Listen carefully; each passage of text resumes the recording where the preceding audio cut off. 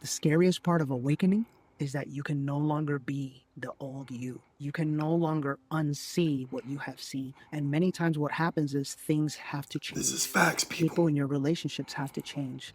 Your career and your work life has to change.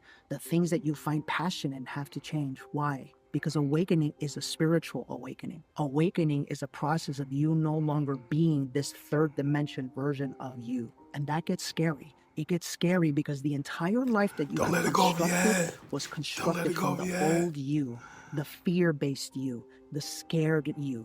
I'm here to encourage you if you're going through this right now and let you know that you have the courage within you to overcome any of the obstacles and challenges that you're facing when it comes to your awakening journey. And the more and more that you heal, the more and more that you release, and the more and more that you heal, and the more and more that you release the control of the mind and the ego, the more and more that you allow yourself to tap into your heart, your intuition, your true power. And what I can promise you is this: life gets 100 times more abundant, 100 times easier, and 100 times more in flow when you have awakened. Once you face that fear, once you let go of what no longer serves you, and once you step into the new you and your new life. You have many different ways of meditation. I would say the easiest way of meditation, because a lot of people say I couldn't clear the chatter. So the whole thing is, don't worry about clearing the chatter. Sit down, align your spinal cord, and focus on your breath. So you sit up upright and you'll do diaphragmatic breathings. As I was talking about before, the lungs act as the wings, but the wings are pushed out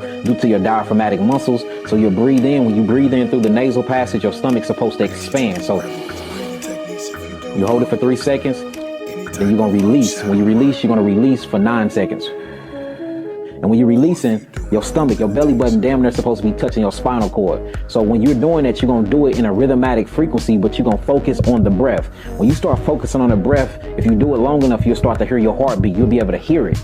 And then that's what you're keying in on. So true meditation is just becoming in the present now. Because when you draw your consciousness into the present now, this is where magical things happen in that. Because now you're not stuck worrying about the past, nor you're not planning or preparing for the future. You're stuck in the moments, and the moments are eternity. And the only way you can tap into that eternity is by focusing on something. So don't worry about the chatter, just focus on your breath. Diaphragmatic breathing is one of the greatest forms of meditation. 4 signs you're spiritually gifted. Number 1, do you hear ringing in your ears often? This is a sign of spiritual beings wanting to communicate with you. So be very aware of how you're feeling, what thoughts come to your head, what's your current situation when this ringing happens. Number 2, do you feel others' emotions in your body? This means you're an empath and you can take on others' energies to interpret them to help heal and guide them. Number 3 is, do you experience a lot of synchronicities? Everything happens for a higher reason. So if you keep seeing angel numbers or other type of synchronicities, be very aware of when you experience them and how you experience them, because the spirit realm is trying to communicate with you. Number 4 will blow your mind. Mental illness. In African and indigenous cultures, mental illness actually signals for a birth of a new healer. If somebody's mentally ill, they actually take them to other healers so they can develop their gifts. But in Western culture, which I'm sure that's where you're in, this is purposely ignored. Mental illness is actually a hypersensitivity to the spirit realm. If you're not correctly assisted in developing these gifts,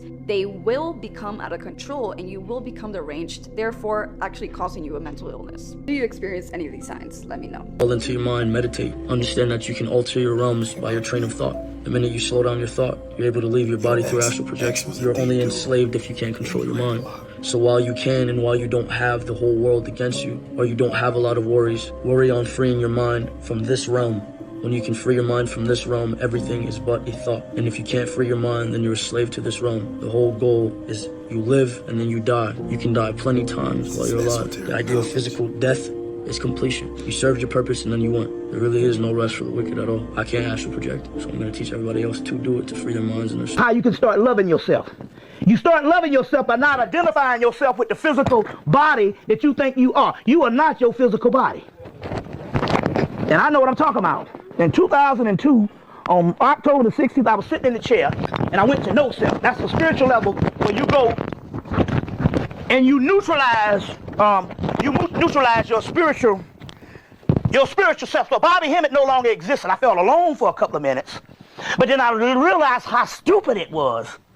Because my soul was outside, and my soul was identifying with its original self, and my physical body was just a series of illusions that never existed.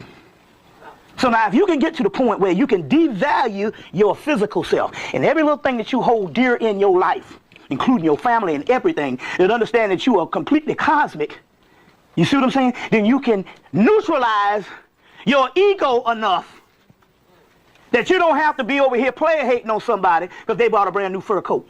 Right. It's just a series of events that never existed. We never existed. This is the ultimate reality that we got to say over and over, because at this particular time, we're being judged by what is called the apocalypse of the heart. I have an insane belief in my own ability to manifest things. Insane belief. I think it's ultimately complete sanity. I believe we're creators, and I believe we create with every thought and every word.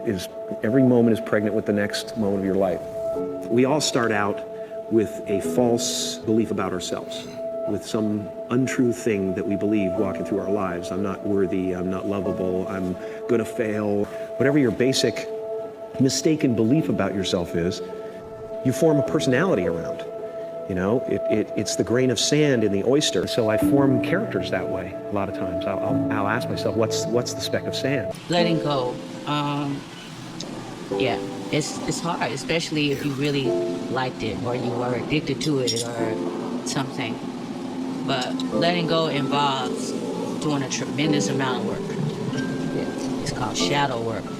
And it's what other people won't see.